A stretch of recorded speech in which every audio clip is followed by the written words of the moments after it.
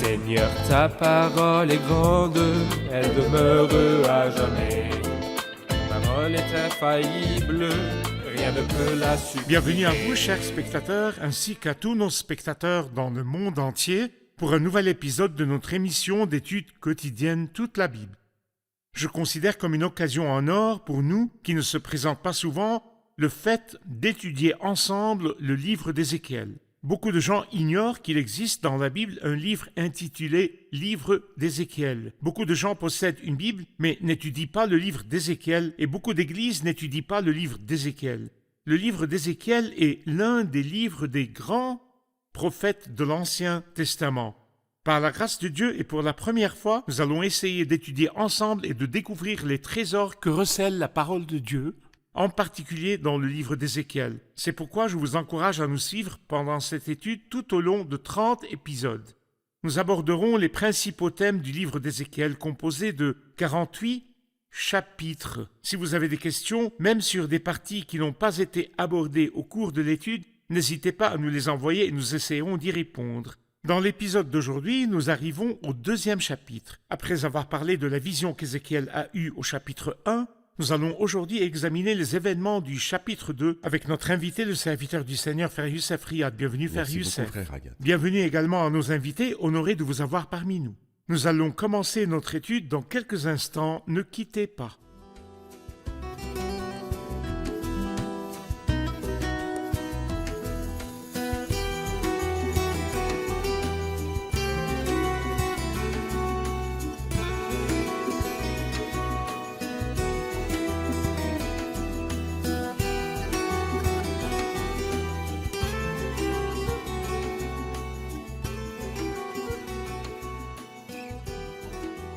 Bienvenue, Frère Youssef. Merci, Frère Ryan. Nous sommes arrivés au chapitre 2 de la prophétie d'Ézéchiel et nous aimerions d'abord connaître le sujet de ce chapitre. Après avoir eu la vision dans le chapitre 1, Ézéchiel va recevoir une mission particulière de la part de Dieu. Nous pouvons donc appeler ce chapitre l'appel d'Ézéchiel au ministère pour exercer le ministère prophétique. L'appel de Dieu à Ézéchiel pour exercer le ministère prophétique. Vous nous avez déjà dit qu'il venait d'une lignée sacerdotale et qu'il était censé devenir prêtre, mais il était loin de Jérusalem et au lieu d'être appelé au ministère sacerdotal, il a été appelé au ministère prophétique. Et telle était la situation ou le besoin à cette époque-là. C'est vrai. Je vais lire quelques versets du chapitre 2 puis revenir vers vous avec une question. Allez-y. Après avoir parlé à la fin du chapitre 1 et dit « À cette vue, je suis tombé le visage contre terre, puis j'ai entendu quelqu'un me parler. Il m'a dit « Fils de l'homme, tiens-toi debout sur tes pieds et je te parlerai. » Pendant qu'il me parlait, l'Esprit est entré en moi et m'a mis debout sur mes pieds. J'ai écouté celui qui me parlait. Il m'a dit « Fils de l'homme, je t'envoie vers les Israélites, vers des nations rebelles qui se sont rebellées contre moi. Eux et leurs ancêtres se sont révoltés contre moi jusqu'à aujourd'hui. Ce sont des enfants à la tête dure et au cœur endurci. Je t'envoie vers eux et tu leur diras, « Voici ce que dit le Seigneur l'Éternel. Qu'ils écoutent ou qu'ils n'écoutent pas, en effet, c'est une communauté de rebelles. Ils sauront ainsi qu'il y a un prophète au milieu d'eux. Quant à toi, fils de l'homme, n'aie pas peur d'eux, n'aie pas peur de leurs discours. Même si tu as pour compagnie des ronces et des épines, et que tu habites avec des scorpions. N'aie pas peur de leurs discours et ne te laisse pas effrayer par eux, même si c'est une communauté de rebelles. Tu leur diras mes paroles, qu'ils écoutent ou qu'ils n'écoutent pas. En effet, ce sont des rebelles. » Tout d'abord, Frère Youssef, il dit au verset 1, il m'a dit « Fils de l'homme, tiens-toi debout sur tes pieds. » Oui. Quel est le rôle du titre « Fils de l'homme » dans le livre d'Ézéchiel en général? En fait, c'est le titre que le Seigneur a toujours utilisé pour le prophète Ézéchiel plus d'une centaine de fois. Nous voyons ce titre dans le livre d'Ézéchiel. Il n'a été utilisé qu'une seule fois pour le prophète Daniel. Mais quand nous arrivons au Nouveau Testament, nous voyons que le titre le plus couramment utilisé pour le Christ dans les 4 évangiles est Fils de l'homme, qui est en fait lui-même le fils d'Adam. Donc ici, Comme le peuple était dans l'état de Lo-Ami, le Seigneur n'a pas appelé Ézéchiel fils d'Abraham, car le peuple était dans l'état de « vous n'êtes pas mon peuple ». mais plutôt fils d'Adam, qui est le même titre qui a été donné au Christ et qui est le titre de rejet. Mais le Christ était-il explicitement désigné dans les évangiles comme fils d'Adam, par exemple? L'expression qui apparaît dans le Nouveau Testament est fils de l'homme. Fils de l'homme. Oui, fils Quelle de est la l'homme. différence entre fils de l'homme et fils d'Adam? En fait, le mot Adam, par exemple, lorsque nous allons au livre des psaumes, au psaume 8, nous lisons « Qu'est-ce que l'homme pour que tu te souviennes de lui et le fils de l'homme pour que tu prennes soin de lui ?» Dans certaines traductions, c'est fils d'Adam et ce verset a été cité dans Hébreux 2 comme le fils de l'homme. Alors donc fils d'Adam, parce qu'il existe 4 noms différents pour désigner l'homme dans l'Ancien Testament dans la langue hébraïque. Et l'un d'eux, c'est Adam. Et lorsqu'il a été traduit dans le Nouveau Testament, comme le grec ne dispose pas de 4 noms, le titre de fils de l'homme a été utilisé. Fils de l'homme. Lorsqu'il lui a dit « Fils de l'homme, tiens-toi debout sur tes pieds et je te parlerai ». Verset 2. Pendant qu'il me parlait, l'Esprit est entré en moi et m'a mis debout sur mes pieds. Quel est le rôle de l'Esprit avec Ézéchiel ici pour le préparer à la mission? En fait, nous voyons dans les versets 1 et 2 l'Esprit de Dieu et la parole de Dieu. Ici, il dit « Tiens-toi debout sur tes pieds et je te parlerai ». Pendant qu'il me parlait, l'Esprit est entré en moi. Il y a donc l'Esprit de Dieu et la parole ou les paroles de Dieu. Et en fait, ces deux éléments vont toujours ensemble, vont toujours de pair. Lorsque nous lisons l'Évangile de Jean au chapitre 3, nous lisons ces paroles « À moins de naître d'eau et d'esprit ». Et certaines personnes se trompent en pensant que l'eau ici désigne l'eau du baptême. Le baptême n'a absolument rien à voir avec la naissance, car c'est une image de la mort. C'est vrai. Et s'il désignait vraiment la naissance, le Seigneur n'aurait pas reproché à Nicodème de ne pas savoir. Mais parce que Nicodème était l'enseignant d'Israël, il savait que l'eau était un symbole très Bien sûr. clair de la parole de Dieu. Et nous constatons ici que l'homme naît de nouveau de la parole de Dieu et de l'Esprit de Dieu.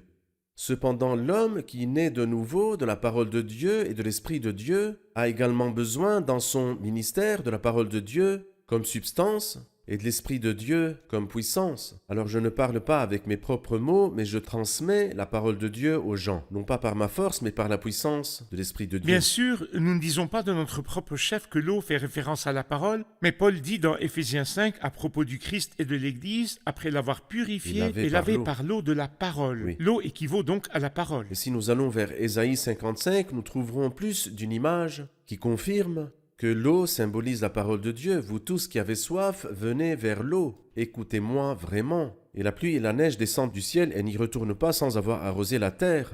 Il en va de même pour ma parole, celle qui sort de ma bouche. Ainsi, la relation de l'Esprit avec Ézéchiel ici, l'Esprit et la parole ensemble, sont Oui. la force active dans le ministère. Il va servir, il doit donc s'appuyer sur l'Esprit et la parole. Oui. Tout comme la naissance de Dieu et de l'Esprit et de la parole, le ministère est par l'Esprit et la Puissance et substance. Parfait. La puissance et la substance du ministère. parole. Parfait.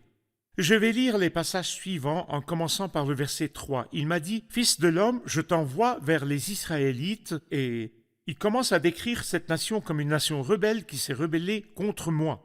Eux et leurs ancêtres se sont révoltés contre moi jusqu'à aujourd'hui. Parlez-nous de la mission d'Ézéchiel auprès de cette nation, de sa nature et de ses caractéristiques. Eh bien moi je vois que les jours sombres et difficiles d'Ézéchiel nous rappellent notre propre époque.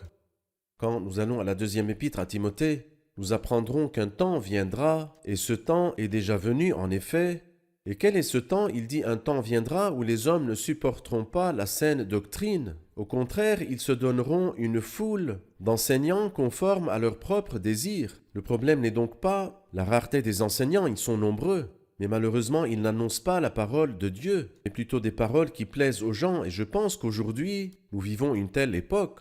Les gens veulent entendre certaines paroles, mais non pas la parole de Dieu. Au contraire, ayant la démangeaison d'entendre des choses agréables, ils se donneront une foule d'enseignants conformes à leurs propres désirs. Ils détourneront l'oreille de la vérité et se tourneront vers les fables. Et ici, il leur dit, le Seigneur avertit le prophète Ézéchiel, tu vas vers un peuple rebelle.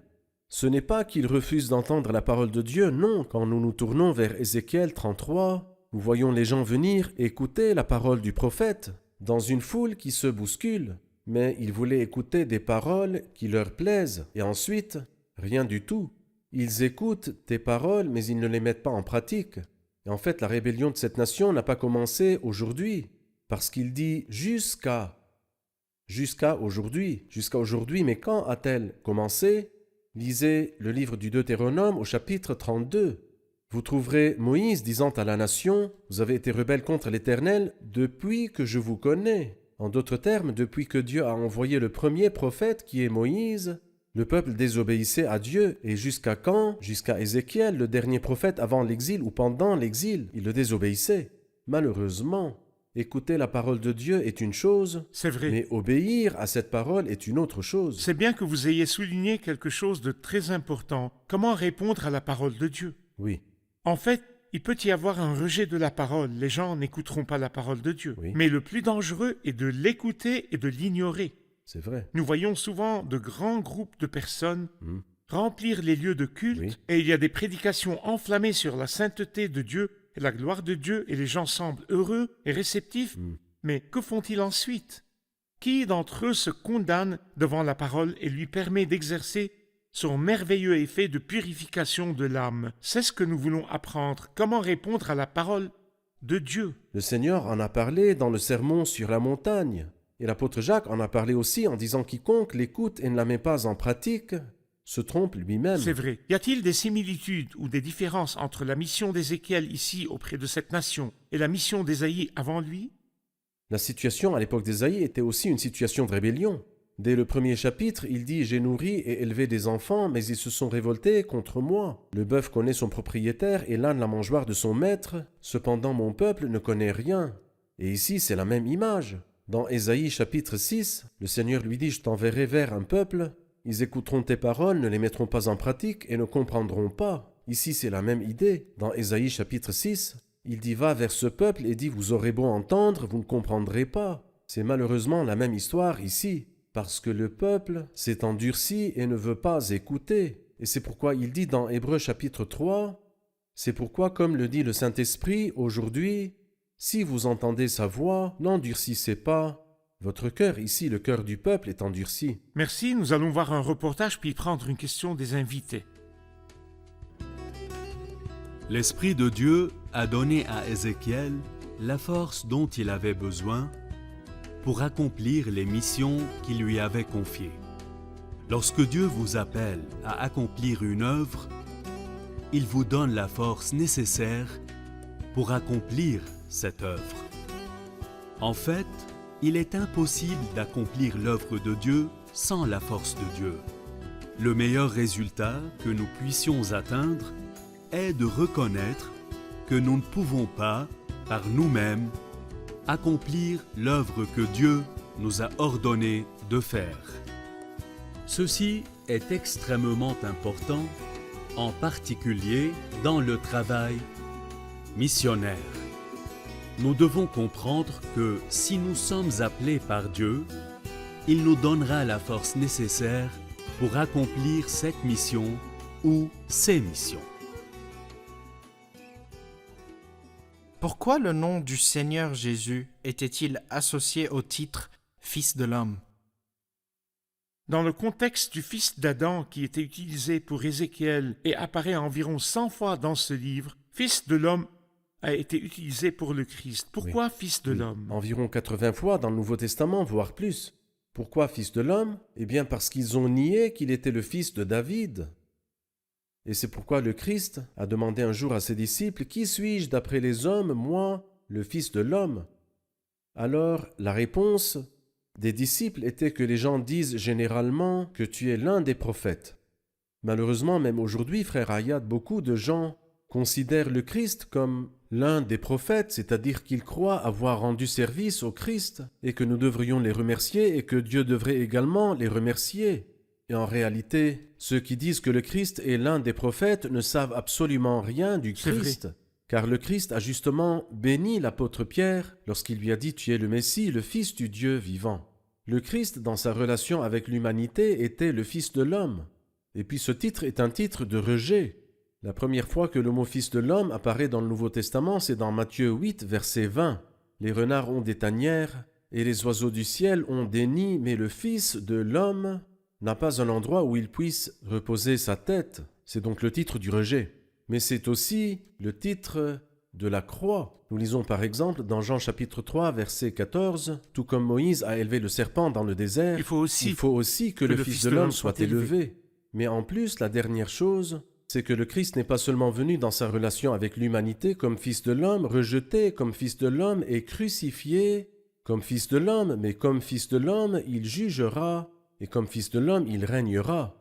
Il lui a donné aussi le pouvoir de juger, parce qu'il est le Fils de l'homme, Jean chapitre 5. C'est vrai. Et quand il régnera sur le monde, il régnera en tant comme Fils de l'homme. Et je me souviens que nous avons vu dans Ézéchiel 1 qu'au-dessus de la voûte céleste, il y avait un trône sur lequel apparaissait quelqu'un qui ressemblait à un homme et qui est le Seigneur Jésus-Christ. Au verset 4, quand Ézéchiel allait annoncer ce message, il était appelé à dire ce qui suit. « Voici ce que dit le Seigneur l'Éternel. » Que représente ce mot d'ouverture dans les paroles d'Ézéchiel ou de tout serviteur qui dit « Voici ce que dit le Seigneur l'Éternel » ? Eh bien, c'est la pensée fondamentale de tout serviteur. Si quelqu'un parle, qu'il annonce les paroles révélées de Dieu, ou par les paroles de Dieu à Jérémie, si tu sépares ce qui est précieux de ce qui est sans valeur, tu seras comme ma bouche. Que signifie tu seras comme ma bouche? C'est-à-dire que les paroles que je dis, toi, tu les diras. Ou bien en d'autres termes, tu ne diras que les paroles que je te dirai. C'est vrai. Et c'est pourquoi la première chose à dire quand vous parlez, c'est « voici ce que dit le Seigneur ». Malheureusement, aujourd'hui, c'est souvent « voici ce que dit tel philosophe »,« voici ce que dit tel poète », mais ce n'est pas là le ministère qui édifie le peuple de Dieu. Quand nous lisons Jérémie chapitre 23, il dit « Pourquoi ajouter de la paille au blé, déclare l'Éternel, ma parole n'est-elle pas comme un feu, comme un marteau qui pulvérise la roche ?» Alors la parole de Dieu nourrit le peuple de Dieu, alors que les paroles des philosophes, les paroles des poètes et les paroles des autres, tout cela est inutile et sans intérêt. Et le rôle du serviteur n'est pas de divertir les gens et leur raconter des histoires. Mon rôle est de leur dire « Voici ce que dit le Seigneur ». Il est bon qu'à partir de là, nous transmettions un message à tous ceux qui annoncent la parole de Dieu au peuple. Oui. Un jour, j'ai entendu quelqu'un parler de ce qu'on appelle l'art de prêcher. Il dit que pour préparer un sermon, il faut inclure certains points, mesurer la durée du sermon et vérifier si le sermon dépasse un certain nombre de minutes. Vous incluez par exemple une histoire. S'il dépasse un autre nombre, vous incluez 2 histoires. En d'autres termes, le nombre d'histoires dans le sermon doit être proportionnel à la durée du sermon afin que les gens ne s'ennuient pas. Il s'agit donc de règles, de points d'histoire et de divertissement. Dites-nous encore une fois, comment le prédicateur doit-il s'exprimer? C'est vrai. En fait, mon objectif lorsque je m'exprime n'est pas de divertir les gens. Mon objectif est de rendre Dieu présent à la conscience des gens. Et c'est pourquoi, dites « Voici ce que dit le Seigneur ». Il y a dans la Bible sainte des paraboles qui expliquent la vérité, comme celle de l'enfant prodigue, l'histoire du brigand sur la croix, et d'autres qui nous montrent la grâce de Dieu. C'est vrai. Et moi, je ne suis pas tenu à divertir Celui les gens, qui dit « non. Voici ce que dit le Seigneur » est quelqu'un qui a reçu un message et qui doit le transmettre aux autres. Les paroles qu'il prononcera du début à la fin du sermon lui viendront du Seigneur. Que dit le Seigneur aujourd'hui? Tout autre ajout que le Seigneur ne lui a pas dit est comme s'il faisait de Dieu un menteur en lui attribuant des paroles qu'il n'a pas dites. Exactement, comme dans Jérémie, il dit « Je n'ai pas envoyé ces prophètes, pourtant ils se sont précipités. S'ils avaient assisté à mon conseil, ils auraient pu transmettre ma parole, ma justice à mon peuple. » Si quelqu'un parle, les paroles révélées de Dieu. Frère Youssef, bien sûr, aucun message d'un prophète n'a la possibilité d'être accepté à 100%. Il y a l'acceptation et le rejet. Oui. Je voudrais savoir ce que le Seigneur a dit à Ézéchiel au cas où le peuple accepte le message ou le rejette. Oui, alors ici, il dit tu leur diras, voici ce que dit le Seigneur, qu'ils écoutent ou qu'ils n'écoutent pas. Quelqu'un compare cela à un facteur dont le rôle est de livrer une lettre. Cette lettre contient-elle une promotion pour vous ou un licenciement? Le contenu de la lettre ne le concerne pas. Et de même, moi, j'annonce la parole de Dieu. Celui qui la refuse sera jugé et sera condamné. Ce n'est pas mon affaire. Et celui qui l'accepte sera béni. Et cela ne me concerne pas non plus. Mon rôle est de transmettre la parole de Dieu aux hommes qu'ils écoutent ou qu'ils n'écoutent pas. Je pense que nous citons toujours 2 serviteurs de l'Ancien Testament, dont l'un n'a apparemment pas eu un ministère couronné de succès, mais qui était fidèle, et qui est Noé. Il a sauvé 8 personnes, dont Noé, ce prédicateur de la justice. Tandis que le ministère de l'autre a été un énorme succès, même si ce serviteur a été moins fidèle, à savoir Jonas. Il a prêché, mais son ministère a eu des résultats énormes, peut-être sans précédent depuis le début de l'histoire, qu'une ville entière, y compris le roi, s'est repenti à la prédication de Jonas. Mon rôle n'est pas d'obtenir des résultats, mais mon rôle est d'être fidèle dans la transmission du message que le Seigneur a envoyé à cette communauté. Merci. Passons maintenant à la question des invités. Verset 8. Quant à toi, fils de l'homme, écoute ce que je vais te dire. Ne te montre pas rebelle comme cette communauté de rebelles. Quel est l'avertissement que le Seigneur adresse à Ézéchiel? Au verset 8, il y a un avertissement à Ézéchiel de ne pas se montrer rebelle comme cette communauté de rebelles ou la communauté de Juda ou la nation d'Israël. Donnez-nous une idée de cet avertissement. C'est un avertissement, mais aussi une exhortation et un encouragement. L'avertissement, c'est ne te montre pas rebelle. C'est-à-dire que le serviteur qui est rebelle est un serviteur misérable. Tu vas vers un peuple rebelle, mais reste obéissant. Et ceci, quelle que soit leur réaction à eux, au message que je leur envoie par ton intermédiaire. Mais ensuite, il lui dit, ouvre ta bouche et mange ce que je vais te donner. Ce qui veut dire que je ne dois pas seulement comprendre la parole de Dieu dans mon esprit, mais également la manger et m'unir à elle. C'est-à-dire qu'après avoir mangé la nourriture, ce que je mange par le métabolisme se transforme en moi. Je m'unis à elle. Je m'unis à elle. Et c'est pourquoi le Seigneur lui dit, unis-toi à la parole. Ne sois pas simplement un transmetteur de parole, que tu as entendu, que tu transmets, mais que cette parole devienne le cœur de ton être. Mange ce que je vais te donner. Mange le livre, mange la parole. Tes paroles se sont présentées à moi, dit Jérémie, au chapitre 15. Tes paroles se sont présentées à moi, je les ai dévorées. Ta parole a provoqué mon allégresse, elle a fait la joie de mon cœur. Frère Youssef, avant de passer à la dernière partie du chapitre sur le contenu de ce livre, vous avez soulevé un point très important. Il est bon que nous nous y arrêtions une fois de plus. Celui qui annonce la parole doit d'abord la dévorer et s'unir à elle et non s'y rebeller. Il parlera aux gens, par exemple, et leur dira que Dieu ne peut tolérer l'impureté, alors que lui-même est impur dans sa vie. Il ne peut tolérer l'amour de l'argent, alors qu'il a l'amour de l'argent dans sa vie. Parlez-nous de la dualité dans la vie du serviteur et de l'union parfaite entre la parole et le serviteur. Eh bien, dans ce cas, frère Ayad, le serviteur se juge lui-même. Dans Jacques 3, verset 1, il dit « Ne soyez pas nombreux à vouloir devenir des enseignants, car, vous le savez, mes frères et sœurs, nous serons jugés plus sévèrement. » Dans Romains 2, il dit « Toi, qui prêches de ne pas voler, tu voles. Toi qui dis de ne pas commettre l'adultère, tu commets de l'adultère. » Et malheureusement, il y a des gens, et je le dis avec beaucoup de regret, ils enseignent une chose et en vivent une autre. Il y a un décalage total entre ce qu'ils disent, qui sont des informations, et ce qu'ils vivent, qui est totalement différent. Non, le serviteur idéal, c'est le Christ. Le Christ qui mettait en pratique ce qu'il enseignait. Il était puissant en parole et en acte, c'est-à-dire qu'avant d'enseigner, il le mettait en pratique. Cela signifie que chaque serviteur doit passer beaucoup de temps avec la parole, non seulement pour acquérir des connaissances et préparer un sermon, mais aussi pour voir où il en est dans la parole et pour permettre à la parole de trouver une place dans son cœur. Il ne fait plus qu'un avec la parole et lorsqu'il va vers les gens, il va uni à la parole. Il ne leur enseigne pas la sainteté alors que sa vie est impure. Il ne leur enseigne pas le contentement alors que sa vie est pleine de cupidité. Nous voyons souvent certaines personnes tomber dans le même piège. Je sers parce que je reçois des invitations. Il n'y a pas de retraite dans la vie du serviteur pour voir comment le Seigneur lui parle, comment il le rapproche de la parole. Nous devons toujours voir ce que la parole nous dit avant d'aller l'annoncer aux autres. L'apôtre Paul a dit à Tite, il lui a dit « Sois toi-même, à tout point de vue, un modèle de belles œuvres. » C'est-à-dire que si ma vie n'était pas un exemple, mon enseignement n'aura aucun effet. Parfait. Quand il a commencé à manger, ou plutôt à partir du verset 9, j'ai regardé et j'ai vu qu'une main était tendue vers moi. Elle tenait un livre, il l'a déroulé devant moi, écrit des deux côtés, il contenait des complaintes, des lamentations et des gémissements. De quoi ce livre en rouleau était-il rempli? Que contenait ce livre? Qu'est-ce qui était écrit dans ce livre, frère Youssef? Alors comme il le dit ici, il contenait des complaintes, des lamentations, des gémissements. C'est un seul aspect de la Bible sainte. La Bible sainte contient cela. Certains refusent de laisser le serviteur parler d'autre chose que de l'amour de Dieu, que du ciel, et cela est très bien. Cela fait partie de l'Évangile, mais ce n'est pas tout l'Évangile. Mais il y a l'autre face de la médaille, celui qui croit et qui sera baptisé sera sauvé, mais celui qui ne croira pas sera condamné. Celui qui a le Fils a la vie, celui qui n'a pas le Fils, celui qui ne croit pas au Fils ne verra pas la vie, mais la colère de Dieu reste, au contraire, sur lui. C'est le côté négligé. Oui, c'est le côté que les gens n'aiment pas.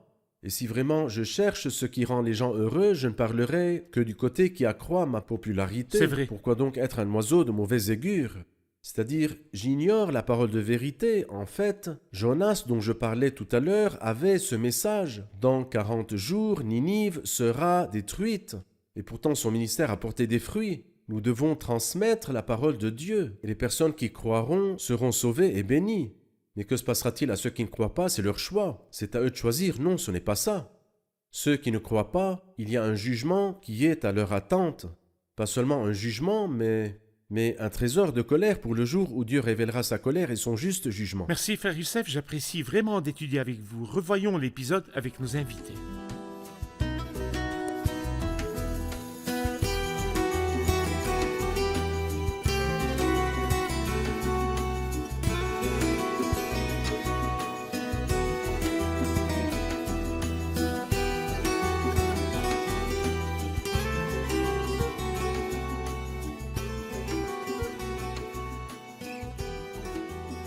Bienvenue.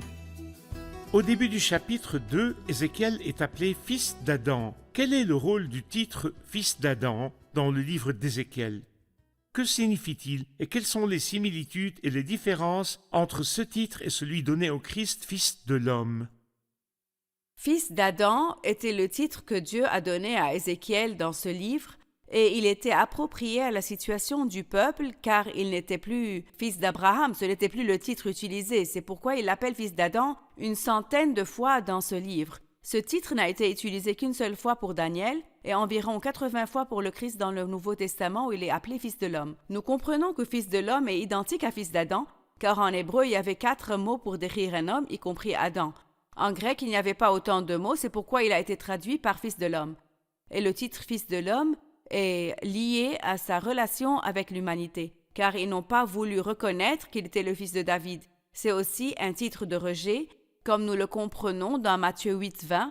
Il est lié à la croix et il est lié au jugement, car c'est lui qui jugera et condamnera après. Il régnera en tant que fils de l'homme. Tout à fait. Qu'en Très bien. pensez-vous, frère Très bien. Youssef? Excellent. Parfait. Que Dieu vous bénisse. J'ai une question sur l'avertissement et l'exhortation donnée à Ézéchiel à partir du verset 8. De quoi Dieu l'a-t-il averti et qu'est-ce qu'il l'a exhorté à faire? Le serviteur ne doit pas être rebelle, mais doit obéir à la parole de Dieu. Et aussi, il doit s'unir à la parole, interagir avec elle, afin de pouvoir la transmettre au peuple. Parfait. Qu'en pensez-vous? Il ne suffit pas de connaître la parole, mais elle doit faire partie Je de dois moi. m'unir à la Oui, parole. m'unir à elle. Parfait. Merci, frère Très bien, que Youssef. Dieu vous Merci bénisse. beaucoup. Que Dieu vous bénisse. Chers spectateurs, je vous retrouve dans le prochain épisode. Que le Seigneur vous garde.